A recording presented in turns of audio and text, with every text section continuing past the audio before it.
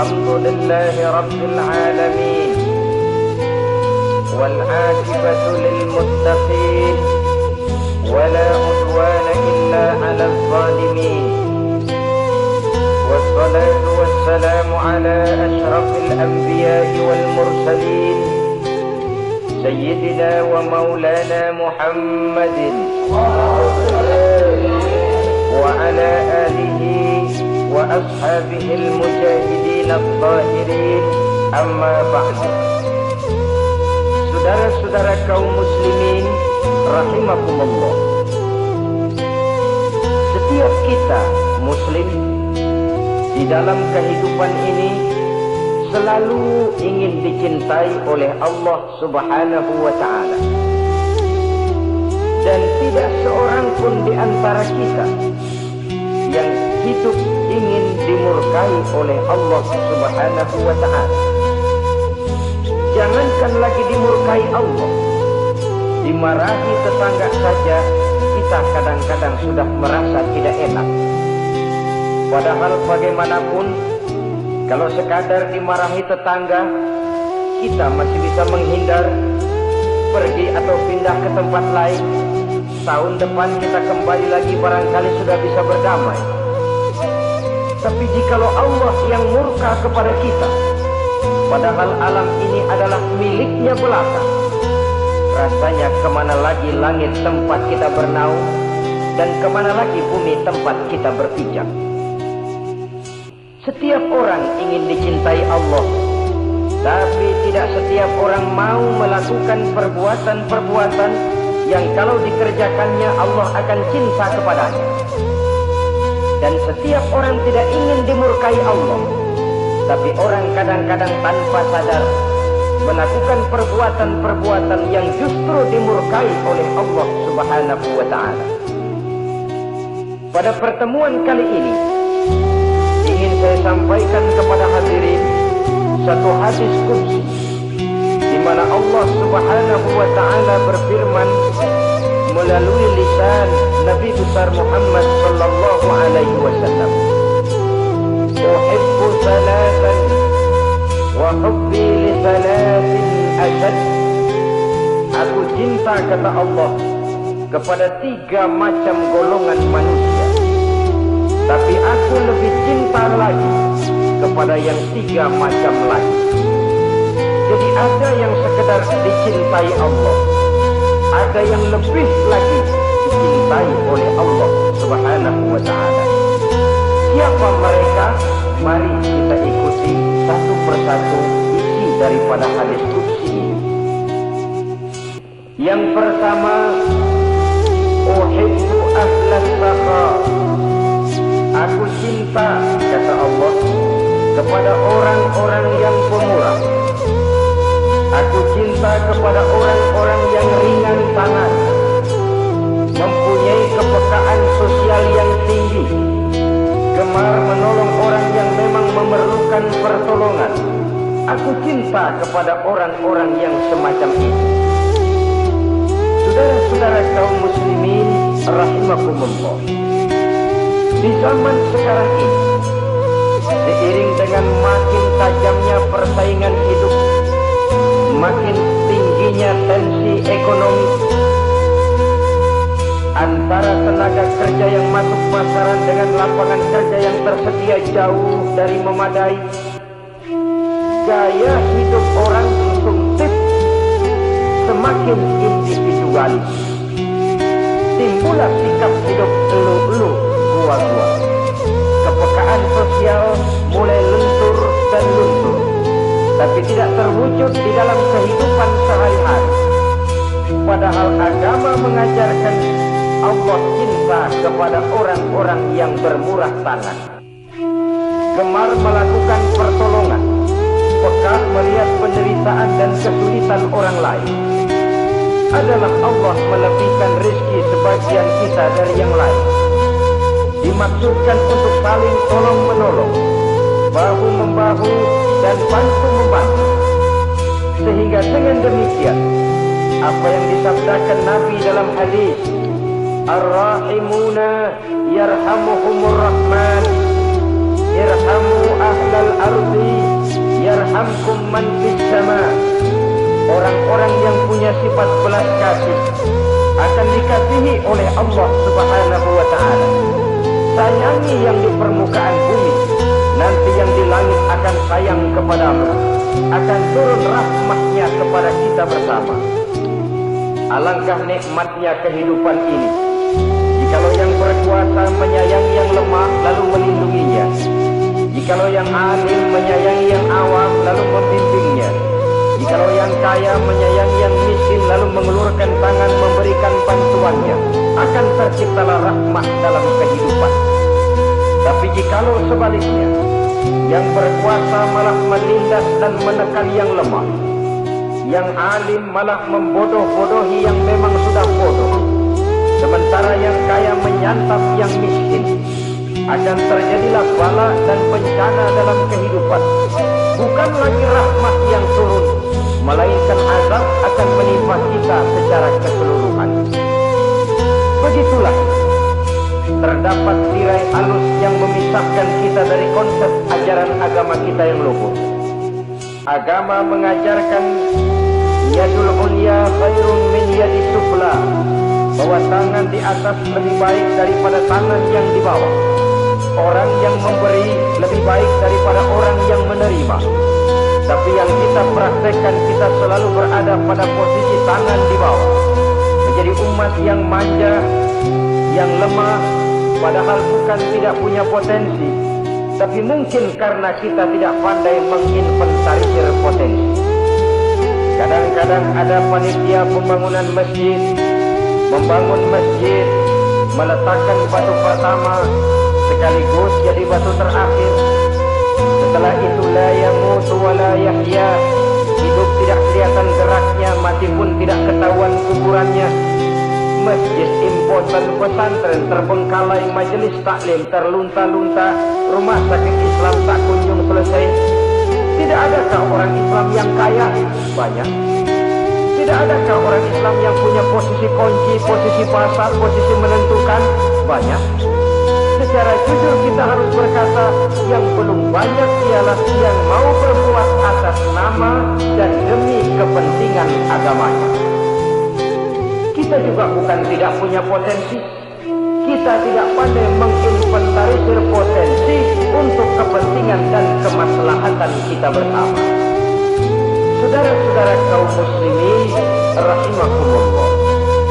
Dengan demikian, kita bisa lihat dalam kehidupan sehari-hari di masjid misalnya.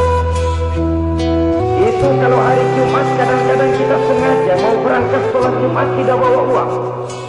Maka yang paling lancar di masjid, kotak. Anda boleh lihat kotak itu. Dari sudut ke sudut hampir tidak pernah macet. Lancar betul jalannya. Sekali macet, kotak 50. Wajar kalau masjid-masjid kita lalu impoten. Bagaimana akan mengadakan kegiatan kalau tidak ada dana?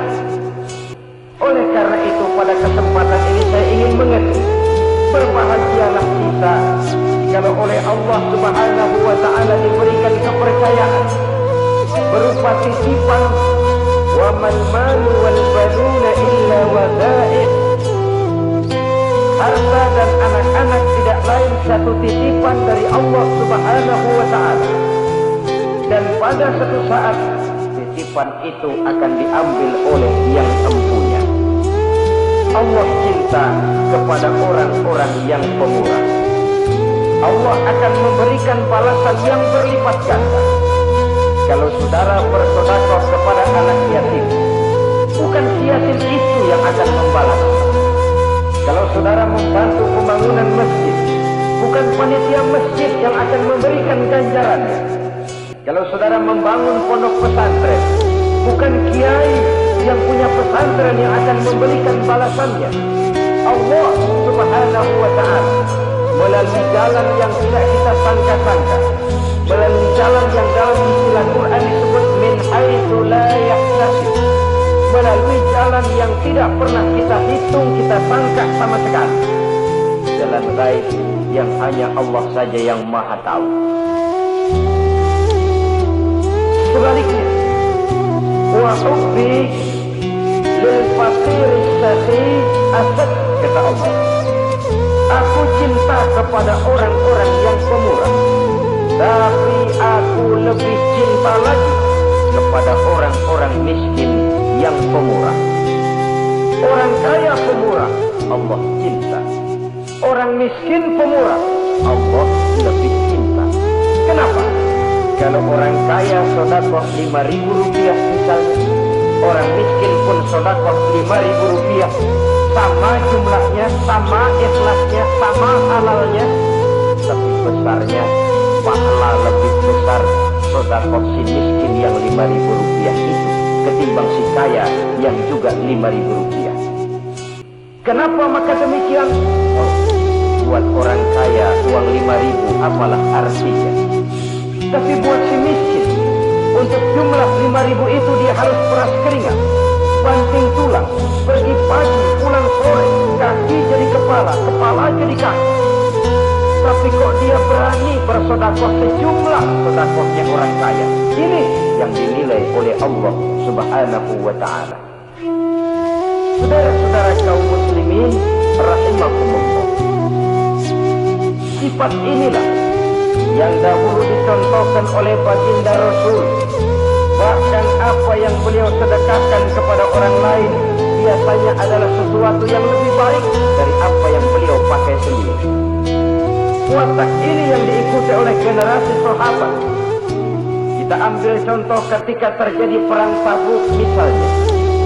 Datanglah Sayyidina Abu Bakar Siddiq, membawa seluruh harta bendanya disumbangkan di jalan Allah. Melihat ini Nabi bertanya, "Hal tarakta li ahlika syai'an ya Abu Bakar?" Wahai Abu Bakar, begini banyak harta yang kau infakkan fi sabilillah ini, apakah buat keluargamu sudah kau tinggalkan?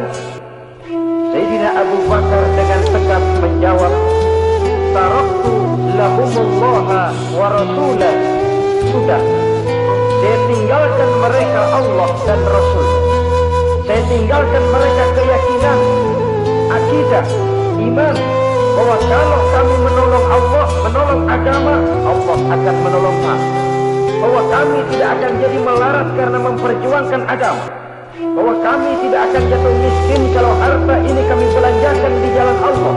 Kami tinggalkan keyakinan itu kepada anak-anak dan istri di rumah. Sementara harta yang ada seluruhnya kami bawa kemari. Keyakinan yang dimiliki oleh Sayyidina Abu Bakar Siddiq di zaman sekarang ini sudah merupakan keyakinan yang sangat langka. Kita belum yakin benar akan kebenaran janji Allah, sehingga dengan demikian timbullah keraguan-raguan. Apa iya kalau saya belanjakan uang ini di jalan Allah akan ada balasannya? Apa iya kalau uang ini saya gunakan untuk melaksanakan ibadah akan datang balasannya? Padahal dalam hadis qudsi Allah menjanjikan, "Ana inda zanni 'abdi bi." Aku ini, kata Allah, bagaimana menurut persangkaan hambaku saja kepadaku. Kalau dia sangka baik, insya Allah baik datangnya.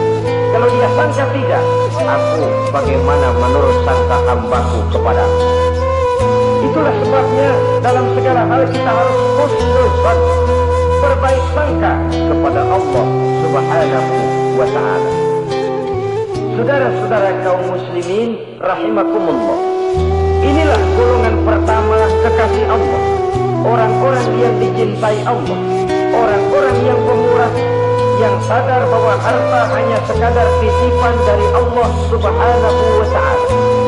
Dan harta menurut Nabi, apabila sudah kita belanjakan di jalan Allah, dia akan berkata, pertama, kuntu qalilatan fakathartani, jumlahku sebenarnya sedikit, tapi lantaran engkau sedekahkan aku, engkau belanjakan aku di jalan Allah, maka jumlahku jadi banyak.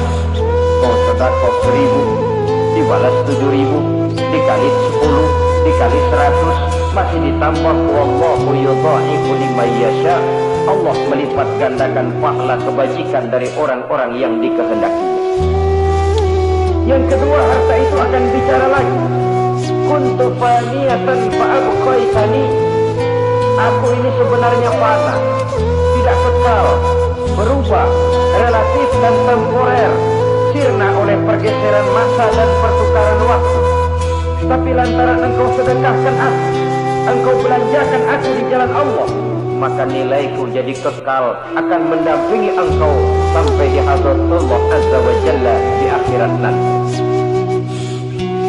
Jadi harta yang kita tumpuk-tumpuk, yang kita sangka akan mengekalkan kita sampai tidak akan miskin 7 keturunan, dengan segala macam cara kita tempuh, dia bukan harta yang kekal. Yang kekal yang kita belanjakan di jalan Allah Subhanahu wa ta'ala. Itu milik kita yang benar-benar akan kita nikmati.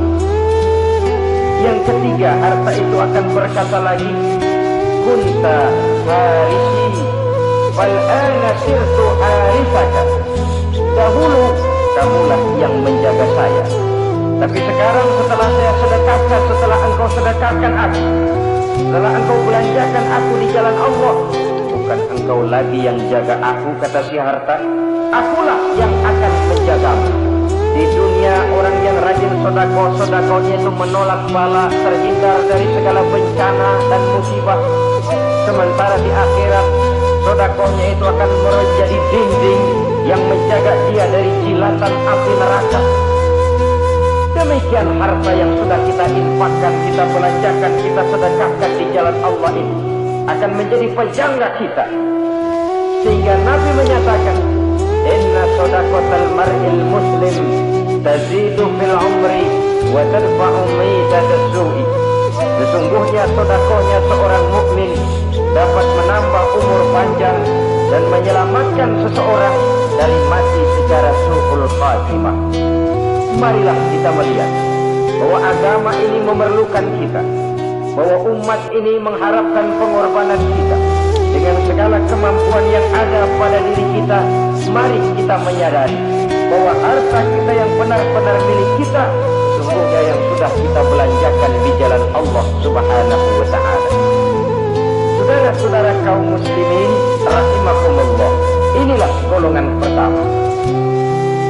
Golongan yang kedua yang dicintai oleh Allah Subhanahu wa ta'ala, uhibbul mutawadhi'in. Aku cinta, kata Allah, kepada orang-orang yang rendah hati, orang-orang yang membawa ilmu padi, makin berisi makin merunduk, makin di puncak makin sadar akan kelemahan dan keterbatasannya. Aku cinta kepada orang-orang yang rendah hati. Adalah satu sifat dari Rasulullah Sallallahu Alaihi Wasallam yang diriwayatkan oleh Imam Abu Ja'far Al-Barzanji misalnya dalam rawi Barzanjinya, wa kana sallallahu alaihi wasallam syadidal haya'i wat tawab. Adalah Rasulullah Sallallahu Alaihi Wasallam seorang yang sangat pemalu dan sangat rendah hati. Tawadhu, tidak melonjak menjadi angkuh dan sombong. Walaupun beliau adalah asraful anbiya wal mursalin, nabi dan rasul termulia, imamul muttaqin, imamnya orang-orang yang bertakwa, rahmatan lil alamin, diutus sebagai rahmat bagi seluruh alam. Tapi tawaduknya demikian luar biasa. Ketika beliau terusir dari Makkah, kita bisa membayangkan meninggalkan kampung halaman, meninggalkan keluarga yang berbeda akidah, hijrah ke Madinah. Tapi pada lain kesempatan, ketika beliau dengan bala tentaranya masuk ke kota Makkah, dan orang-orang kafir Quraisy yang kita kenal dalam peristiwa Fathu Makkah itu, gentar hati mereka, sembunyi di dalam rumahnya masing-masing. Mereka masih ingat beberapa tahun yang silam, dikala Nabi Muhammad dan para sahabatnya dikejar-kejar, terusir dari Mekah hijrah ke Madinah. Sekarang Rasul kembali ke Mekah dengan segala keperkasaan bala tentaranya. Mereka berpikir, andai kata Muhammad mau saja membalas dendam, habis kita ini, habis, tidak akan tersisa. Dahulu dia kita caci maki, dahulu dia kita usir, dahulu dia kita kejar-kejar untuk kita bunuh. Sekarang kita tidak berdaya. Muhammad dengan perkasa, dengan bala tentaranya yang gagah sekarang masuk ke kota Mekah. Apa yang harus kita lakukan? Mereka menunggu dan menunggu, dan Nabi dengan gagah masuk ke kota Mekah bersama bala tentaranya. Apa ucapan yang pertama beliau lontarkan? Pembalasan dendam? Tidak. Mencari orang-orang yang dulu mengejar, memusuhi, mengancam akan membunuhnya? Tidak. Beliau tidak teriak-teriak, mana itu Abu Jahal, mana itu Abu Lahab, mana itu Abu Sufyan, mana itu dulu orang-orang yang memusuhi saya dan sahabat saya, ayo keluar kalau berani, ha? Tidak. Pidato ucapan pertama yang keluar dari bibir yang mulia itu sungguh di luar perkiraan kufar Quraisy. Apa jawab Nabi? Pidato Nabi, al-yawma yaumul marhamah. Tuan-tuan para Quraisy, tidak usah khawatir. Hari ini adalah hari yang penuh kasih sayang. Saya masuk ke kota Makkah semata-mata untuk menunaikan ibadah. Tidak akan ada balas dendam, tidak akan ada pertumpahan darah. Siapa yang masuk ke Masjidil Haram dia aman. Siapa yang masuk ke Masjidil Haram dia tenang, tidak akan diganggu barang sedikit. Bersih hatinya dari balas dendam. Tidak ada watak untuk menunjukkan kepongahan pada beliau berada di puncak kejayaan. Tidak. Ini yang disebut syadidul haya wat tawadhu. Sangat rendah hati, tidak melonjak menjadi angkuh dan sombong lantaran keberhasilan yang pernah dicapainya. Uhibbul mutawadhi'in. Aku cinta kepada orang-orang yang rendah hati. Makin berkuasa, makin rendah hati. Makin berilmu, makin rendah hati. Makin kaya, makin tawadhu. Wa hubbi lil ghaniyil mutawadhi' ashad. Tetapi kata Allah, aku lebih cinta lagi kepada orang-orang kaya yang rendah hati. Orang miskin tidak sombong, Allah cinta. Orang kaya tidak sombong, Allah lebih cinta. Sebabnya apa? Rasa-rasanya kalau ada orang miskin tidak sombong, memang sudah harusnya. Tapi kalau ada orang kaya, apa saja dia punya. Kebunnya ada di mana-mana, kendaraannya sejumlah keluarganya, uangnya, depositonya ada di berbagai bank, pabriknya banyak. Apa saja dia punya, tapi tidak sombong, tawadhu. Ini yang lebih dicintai oleh Allah Subhanahu wa ta'ala. Saudara-saudara kaum muslimin rahimakumullah. Oleh karenanya hadis qudsi ini menanamkan kesadaran kepada kita bersama bahwa yang pantas untuk sombong hakikatnya cuma Allah saja. Itu sebabnya salah satu asmaul husna Allah disebut al-mutakabbir. Kalau Allah sombong wajar, karena memang tidak ada Tuhan lain selain Allah. Alam dan seluruh isinya adalah miliknya belaka. Tidak ada satupun yang bisa mengklaim. Al-mutakabbir wallah, yang pantas sombong hanya Allah Subhanahu wa ta'ala. Saudara-saudara kaum muslimin rahimakumullah. Yang ketiga, orang yang dicintai oleh Allah Subhanahu wa ta'ala, uhibbut taibin. Aku cinta kepada orang-orang yang bertaubat, kepada orang-orang yang apabila berbuat kesalahan dia segera sadar, dijadikannya kesalahan itu sebagai satu pelajaran untuk tidak diulanginya lagi pada masa yang akan datang. Adalah lebih baik kita mulai dari kertas yang kelam, hitam sekalipun, kalau akhirnya akan menjadi lembaran-lembaran yang putih, ketimbang kita mulai dengan lembaran yang putih, kalau akan ditutup dengan lembaran-lembaran hitam, noda yang tidak berhapus. Allah Subhanahu wa ta'ala Maha Pengampun, Pengasih dan Penyayang, Dia akan memaafkan segala perbuatan yang bersifat salah dari hamba-hambanya, asalkan tidak diulanginya lagi. Manusialah yang sering kejam, membiarkan dirinya larut dan hanyut diseret arus dosa. Ia sadar itu satu kesalahan, tapi tidak berupaya untuk menyelamatkan dirinya sendiri. Apakah itu berupa yang namanya judi, minuman keras, menipu orang lain, durhaka kepada kedua orang tua, jahat kepada tetangga, suka memfitnah orang lain? Dibiarkan dirinya hanyut di dalam lembah dosa tanpa upaya penyelamatan sama sekali.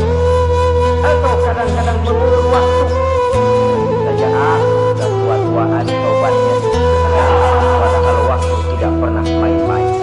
Uhibbut taibin, aku cinta kepada orang-orang yang mau bertaubat. Wa hubbi lisyabit taib asyad, tapi aku lebih cinta lagi kepada orang-orang muda yang mau bertaubat. Apabila orang tua bertaubat, Allah cinta. Anak muda bertaubat, Allah lebih cinta. Dalam usia muda, di mana darah masih mengalir dengan panas, sejuta khayal dan keinginan masih bersemi di dalam benaknya, dia sanggup blokir semua itu, disalurkannya di jalan Allah. Allah cinta sekali kepada orang-orang semacam itu.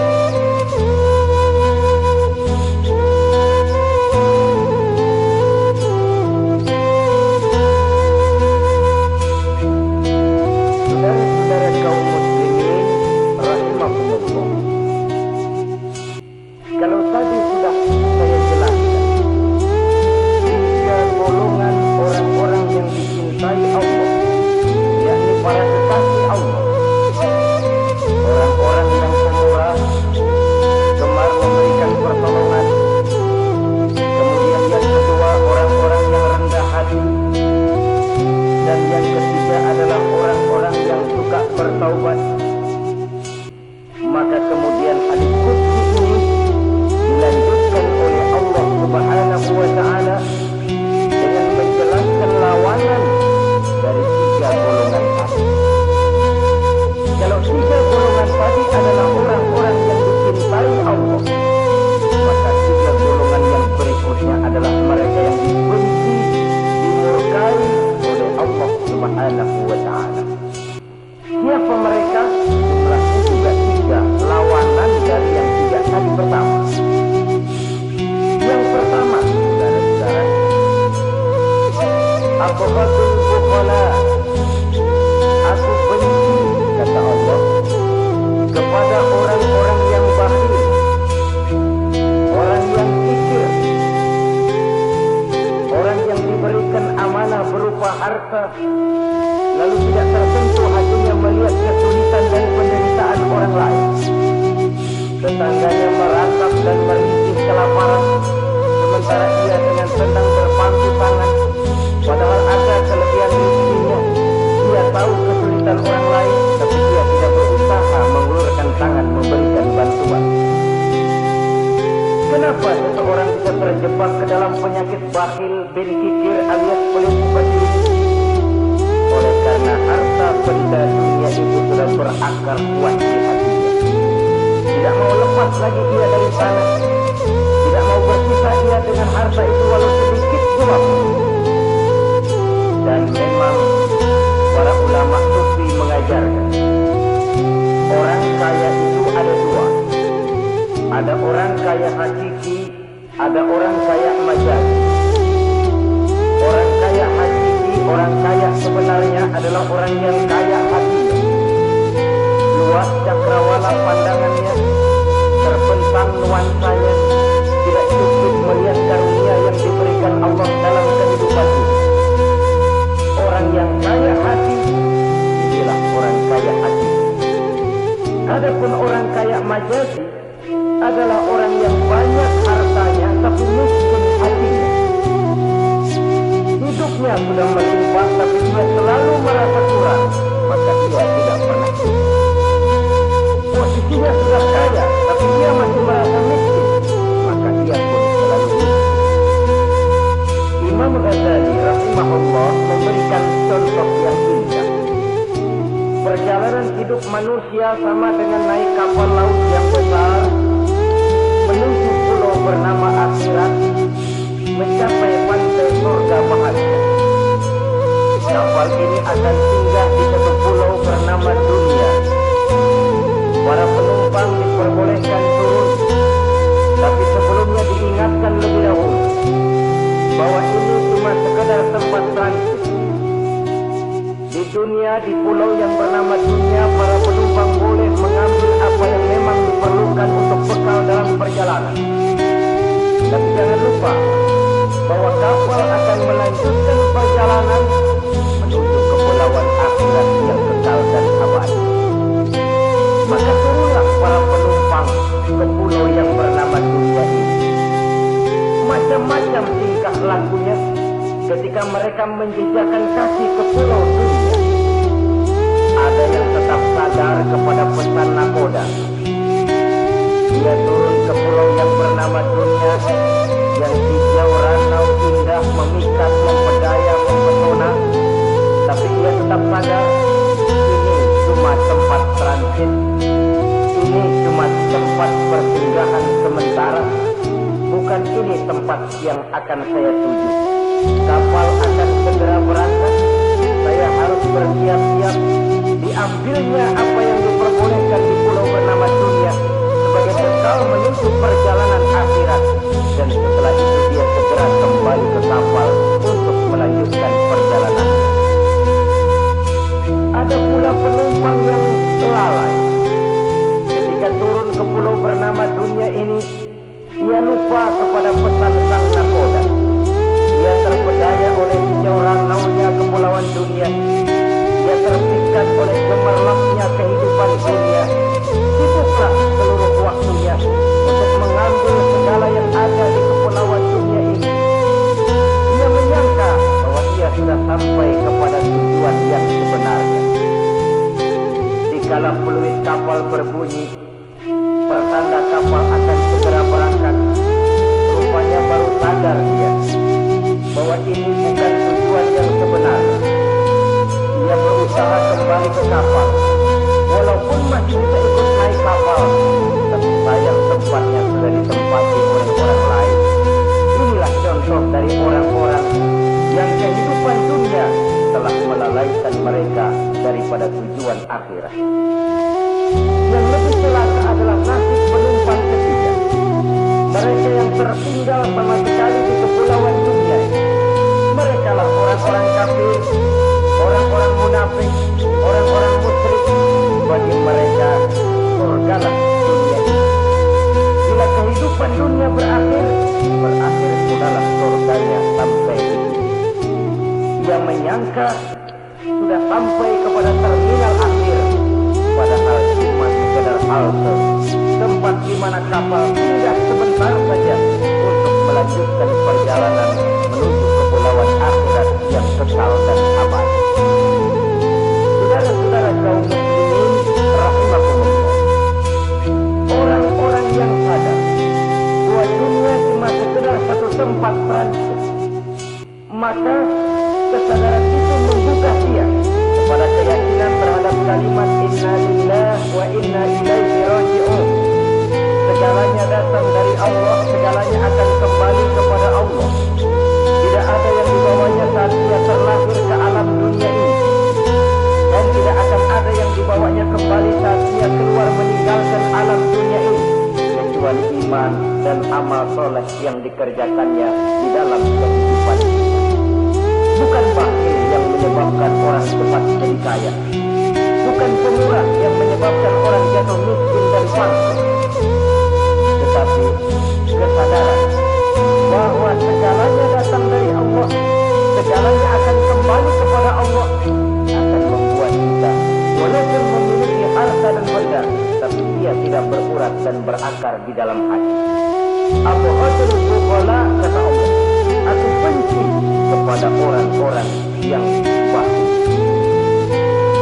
Kadang-kadang jangankan untuk orang lain, untuk kepentingan agama, dirinya sendiri saja tidak bisa menikmati kekayaannya.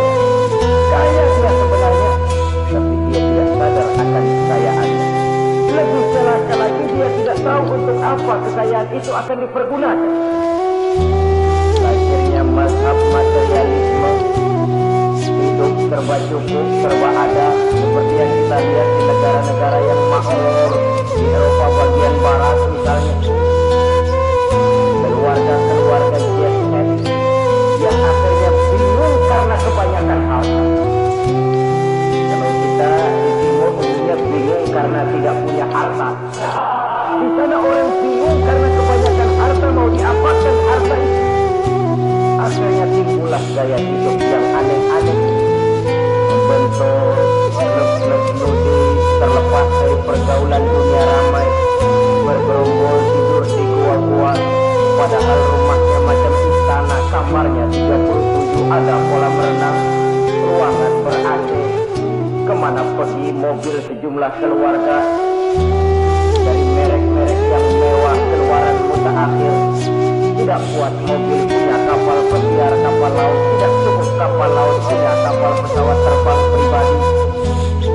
Apa yang dimau uangnya bisa bicara, tapi akhirnya lalu sampai kepada titik jenuh, sampai kepada yang namanya frozen emotional attitude. Dan sikap batin inilah yang pada akhirnya mendorong seseorang untuk sampai kepada tingkat yang disebut tamak, rakus, serakah. Dan mental semacam ini tidak hanya membahayakan bagi pribadi yang punya watak, tapi juga bagi lingkungan, bagi masyarakat, bahkan dalam skop yang luas, bagi pertumbuhan suatu bangsa, bagi pertumbuhan suatu negara. Sikap-sikap tamak, rakus, serakah, mau menang sendiri, mau kuasa sendiri, mau bangsa sendiri, mau kaya sendiri, bersetan dengan orang lain, adalah sikap-sikap yang tidak saja bertentangan dengan ajaran agama kita, tapi juga bertentangan dengan falsafat dasar kehidupan bangsa kita, yakni Pancasila. Saudara-saudara kaum muslimin rahimakumullah, lawanannya kemudian Allah menyatakan, wa bughilil ghaniyil bakhil asad, aku benci kepada orang yang bakhil, tapi aku lebih benci lagi kepada orang-orang kaya yang bakhil. Jika orang miskin pelit, barangkali masih orang berkata pantaslah dia itu pelit, miskin. Tapi kalau kaya, bakhil, kaya, pelit, rasanya orang menyayangkan apa saja dia punya, tapi bakhil, pelit, tidak sadar bahwa itu adalah amanah Allah yang suatu saat akan dimintakan pertanggungan jawab di padang mahsyar nanti. Inilah golongan pertama yang dibenci oleh Allah Subhanahu wa ta'ala.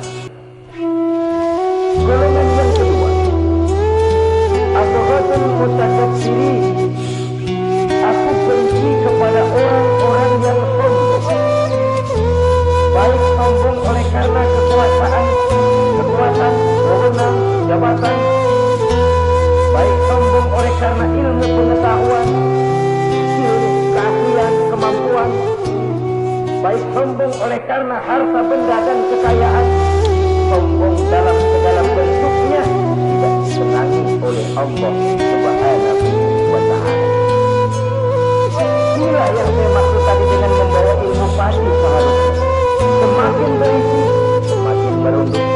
Sebab pepatah orang-orang tua kita bilang, air beriak tanda tak dalam, tong kosong bunyinya nyari. Orang belajar silat kalau baru dapat 2-3 jurus menggelit bukan main. Sesuatu yang barangkali sudah lumrah dalam kehidupan. Tapi yang diajarkan oleh agama, Adghatul mutakabbirin, aku benci kepada orang-orang yang sombong. Al-Quran syarat dengan contoh-contoh, baik dari perjalanan sejarah, baik dari perjalanan para nabi dan para rasul, seluruhnya merupakan tamsil, contoh dan ibarat bagi kita bersama. Banzuru kaifa kana akibatul mukadzibin, banzuru kaifa kana akibatul mujrimin. Berjalanlah kamu di permukaan bumi, lihat bagaimana akibat yang diderita oleh para pendusta. Lihat bagaimana akibat yang diderita oleh para pembuat dosa, oleh orang-orang yang sombong, angkuh, congkak, dan takabur. Mereka satu demi satu mengalami kehancuran tenggelam di perut sejarah. Kurang apa Fir'aun? Kurang apa Raja Namrud? Kurang apa Raja Abrahat? Tentaranya gagah perkasa, kekuasaannya luas, istananya megah dan besar, pengawalnya gentayangan di mana-mana, intelnya selalu siap siaga menjaga keamanan. Sang raja diraja, entok waktu berputar masa beredar, tenggelam oleh perputaran waktu dan peredaran zaman. Tidak ada satu keabadian dalam kehidupan.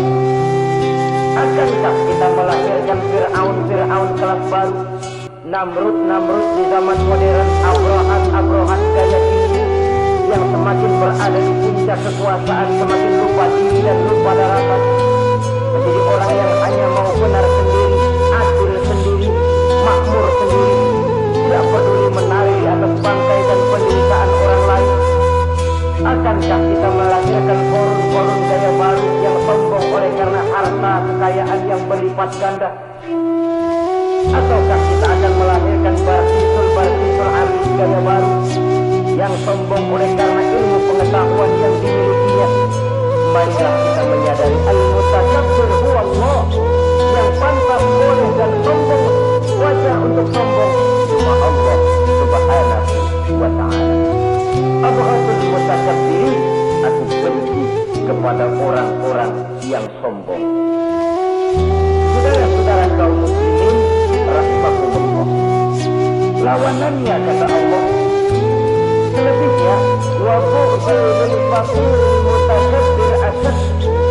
Tetapi kata Allah, aku lebih benci lagi kepada orang miskin yang sombong. Ini yang sudah tidak punya pilihan. Orang pintar sombong barangkali lumayan, goblok sombong minta ampun. Pejabat sombong barangkali karena punya pangkat. Rakyat sombong, apa yang mau disombong?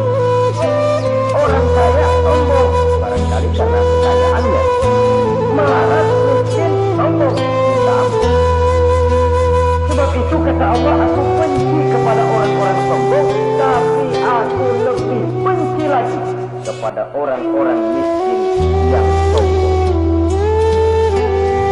Hadis qudsi ini tentu saja memberikan satu kesadaran rohani yang paling dalam pada kehidupan kita setiap pribadi muslim, bahwa kita sejauh yang bisa kita lakukan hanyalah berusaha berbuat. Kita terikat oleh sunnatullah, kata kita orang beragama, hukum alam kata para ahli alam, natural of law katanya. Tapi di sebalik itu, sesungguhnya segala hasil usaha, kepastian dan ketentuannya hak prerogatif dari Allah Subhanahu wa ta'ala. Hingga pada puncaknya kita akan sampai kepada penghujur la haula wa la quwwata illa billah. Tidak ada daya kita, tidak ada kekuatan kita kecuali apa yang memang telah diberikan Allah. Dialah sumber daya, sumber gerak, sumber seluruh kekuatan. Dan kita manusia hanya mencapai itu kalau dikaruniai oleh Allah Subhanahu wa ta'ala. Sewajarnya makin bertambah ilmu, makin sadar kita akan kebodohan kita. Seperti yang diucapkan oleh Imam Syafi'i rahimahullah, setiap tambah ilmuku, bertambah tahulah aku akan kebodohan. Sewajarnya semakin bertambah harta kita, semakin sadar kita akan kemiskinan kita.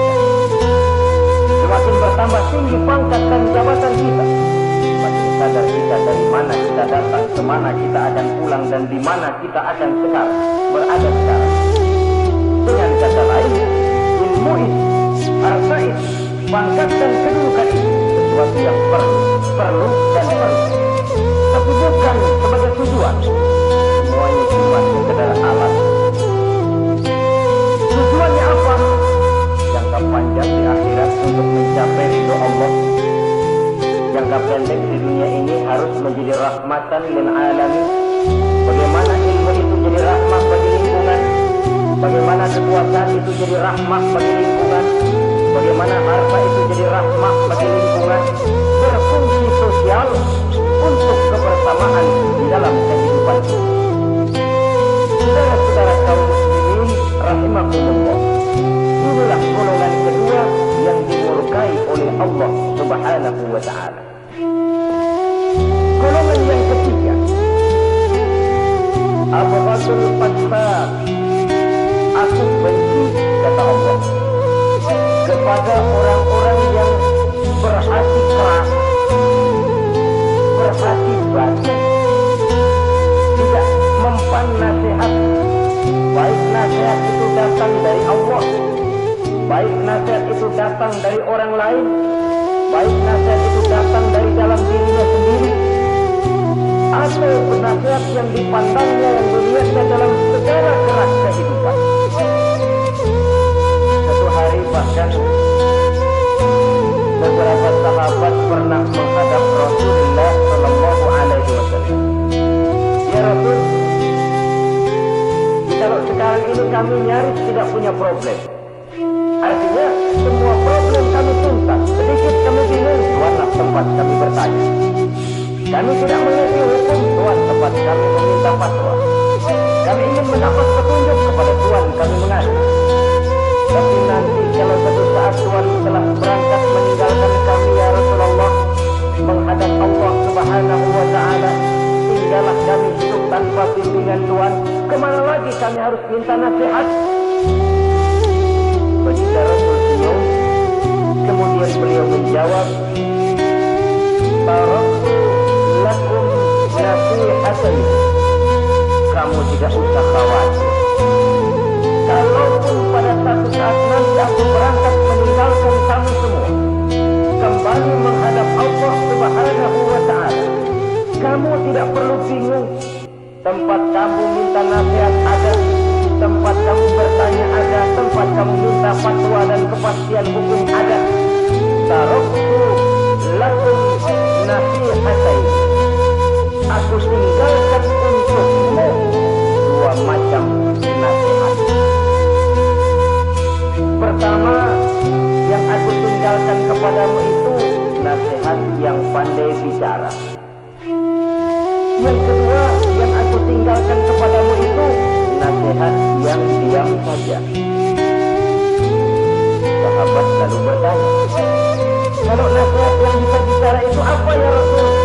Beliau menjawab, Al-Quranul Karim, 6.666 ayat, 30 juz, 114 surah, seluruhnya nasihat bagi umat kita. Apapun yang akan kau kerjakan, kemanapun kau akan pergi, bertanyalah kepada Al-Quran, minta nasihatnya. Bertanya langsung? Tidak. Bertanya kepada Al-Quran artinya fas'alu ahla dzikri in kuntum la ta'lamun. Jikalau kamu memang tidak mengerti, bertanyalah kepada yang mengerti. Yang mengerti Al-Quran tentu tidak lain para ulama, para kiai, para asatidz, guru-guru yang mengasuh kita di majelis taklim. Nasihat yang pandai bicara, Al-Quran. Kemanapun saja kaki akan kita langkahkan, ke arah manapun bumi yang akan kita tuju, mintalah terlebih dahulu nasihat Al-Quran. Usaha apapun yang akan kita lakukan, mintalah nasihat kepadanya. Itu nasihat yang pandai bicara. Lalu sahabat bertanya lagi, kalau nasihat yang diam saja itu apa ya Rasul? Beliau menjawab, nasihat yang diam saja itu maut. Diam saja dia, tidak bicara, tapi pasti datangnya. Dan itu jadi nasihat. Kalau sekarang kau menyolatkan orang lain, apa tidak mungkin besok kau disolatkan orang? Kalau hari ini kau antar jenazah temanmu ke liang lahat, entah tahun depan, bulan depan, minggu depan, entah 50 tahun yang akan datang, bukankah kau yang akan diantar ke liang lahat? Kau tengoklah temanmu itu, matanya masih ada tapi sudah tidak sanggup lagi melihat, jangankan melihat, digerakkan saja pun sudah tidak bisa. Telinganya belum kemana-mana tapi sudah tidak mampu lagi mendengar. Kakinya masih cukup tapi sudah tidak mampu untuk dipakai berjalan. Tangannya masih ada tapi tidak ada lagi yang bisa dipegangnya. Apa yang kurang kalau sudah demikian? Kau tumpuk harta kekayaan untuk cucu turunan, kau sangka kau tidak akan mati karena itu. Kau ingin selalu berada di puncak padahal hidup ini mendaki dan menurun. Ini seluruhnya merupakan nasihat. Orang yang hatinya keras tidak mempan nasihat yang datang dari Allah, Quran dan maut. Nasihat yang datang dari orang lain kadang-kadang diberikan nasihat, lebih pandai dia berkilah, lebih pandai dia berkelit, lebih pandai dia berjawab. Orang yang memberi nasihat baru bicara satu, dia sudah 10.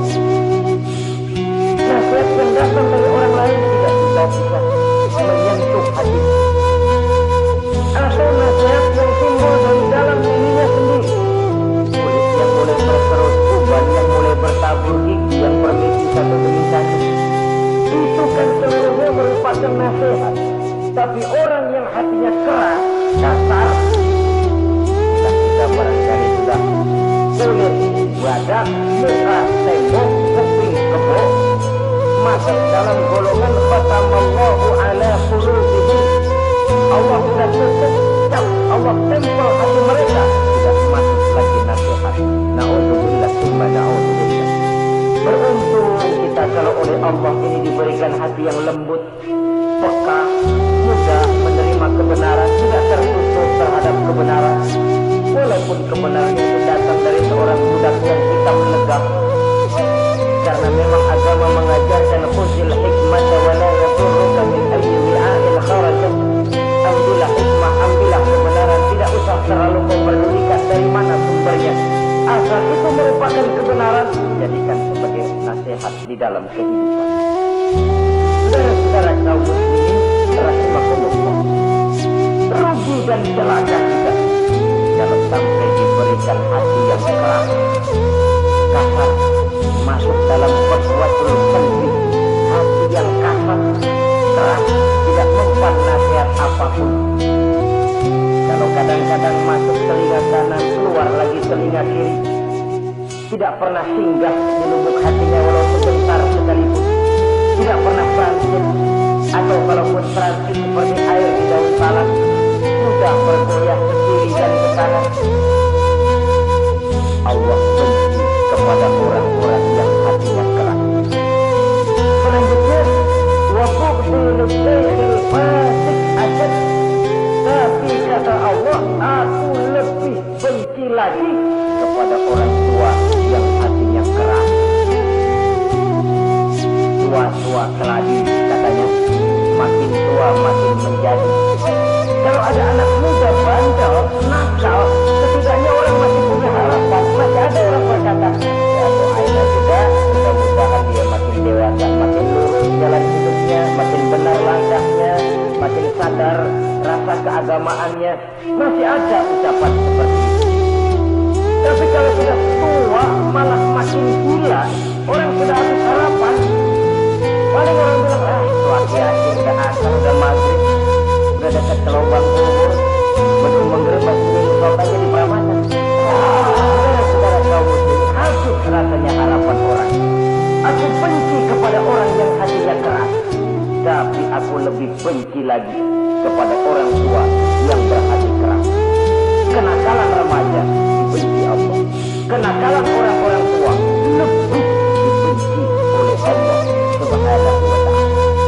Saudara-saudara kaum muslimin rahimakumullah, semoga kita termasuk ke dalam golongan orang-orang yang dicintai Allah, para kekasih Allah, dan kita berlindung kepada Allah, jangan sampai termasuk ke dalam golongan orang-orang yang dimurkai dan dibencinya.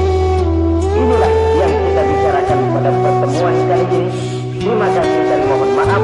Wassalamualaikum warahmatullahi